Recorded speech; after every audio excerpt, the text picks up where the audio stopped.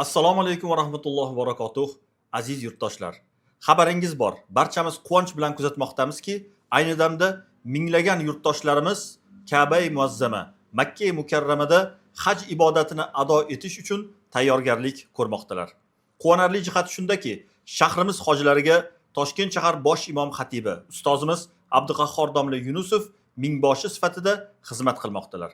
Ularga esa yelkadosh bo'lib, shahrimizning yetuk ulamolari, imom xatiblarimiz guruh rahbari bo'lib, hojilarga xizmat qilmoqdalar.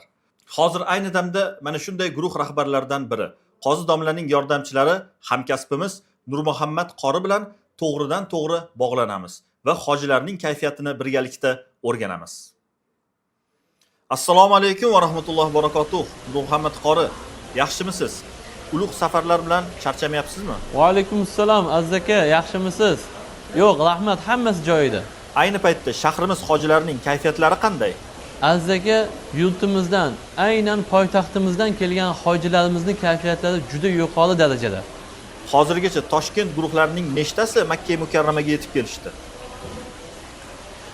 Hozirgi kunga qadar Toshkent shahridan Makka shahrigacha birinchi guruhdan 30-guruhgacha guruhlarimiz yetib keldi va ular umralarni qilib mehmonxonalarga joylashib olishdi. Muqaddas shaharlarda ulamolarimizning ma'rifiy suhbatlari qanday tashkil etilyapti? Aziz aka, to'g'ri savol berdingiz.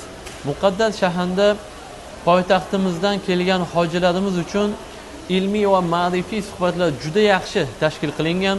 Muftiy hazratlari boshchilik, ularning o'rinbosarlari, Shayx Aljon qorakamiz, xususan ustozimiz Abduqahhor domla Yunusov, Hasan domla Qodirov va Yahyo domlalar har kuni mehmonxonalardagi masjidlarda peshin va asr namozidan so'ng hojilarimizga ilmiy va ma'rifiy suhbatlar tashkil qilib, ularga suhbatlar qilib berishyapti.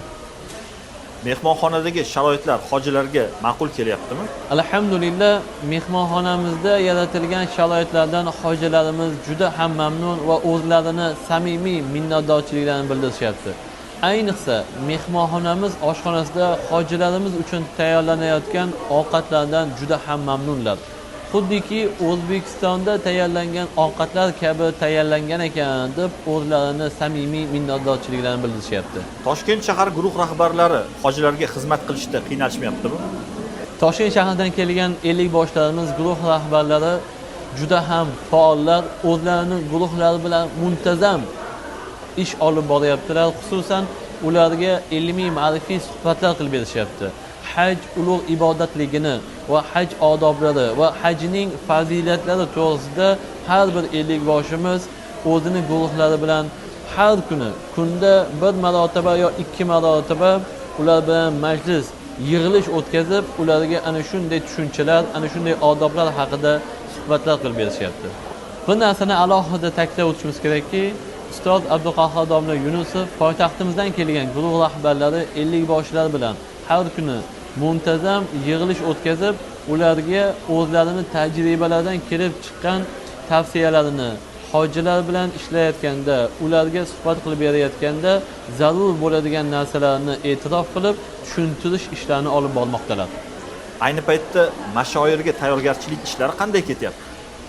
Aziz aka, to'g'ri aytyapsiz, mashoyir kunlari yaqinlashib kelyapti. Biz ustoz Abduqahhor domla Yunusov bilan shuni tashkil qildikki, bu yilgi haj mavsumiga birinchi marta kelgan 50 boshlarni mashoyir kuniga tayyorlash maqsadida Mino, Arofat va Muzdalifa vodiylariga ham olib bordik. U joyda hojilarimiz uchun tayyorlangan sharoitlar bilan 50 boshlarimizni, guruh rahbarlarimizni tanishtirib, u joyda qilish bo'lgan zarur narsalarni ham o'rgatib, tushunchalar berib keldik. Va xususan 50 boshlarimiz har kuni o'zlarining guruhlariga mashoyirda kerak bo'ladigan, u joyda qilinishi kerak bo'lgan zarur ibodatlar haqida tushunchalar berib, ularni mashoyir kuniga tayyorlab olishmoqda. Qimmatli ma'lumotlar uchun minnatdorchilik bildirib qolamiz. Xususan Toshkent shahar bosh imom xatibi va ularning qo'l ostidagi imom domlalarimiz, guruh rahbarlariga Alloh taolodan kuch-quvvat tilab qolamiz. Qilayotgan ibodatlaringizni Alloh taolo o'zi dargohida qabul qilsin. Eson omonlikda tez kunda vatanga qaytib kelishlikni Alloh taolo nasib etsin. Aziz aka, katta rahmat.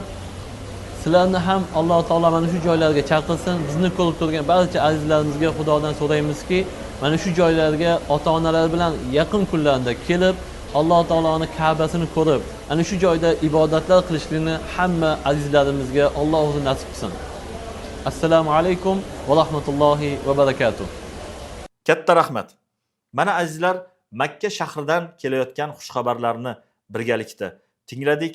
Alloh taolodan hojilarimizning hajlari mabrur bo'lib, qabul bo'lgan hajlardan bo'lib, onadan yangi tug'ilganday gunohlardan poklangan holda vatanimizga qaytib kelishlarini so'rab qolamiz. E'tiboringiz uchun rahmat. Bizni kuzatishda davom eting, zero hajga taalluqli bo'lgan ma'lumotlarni siz azizlarga yetkazishda davom etamiz.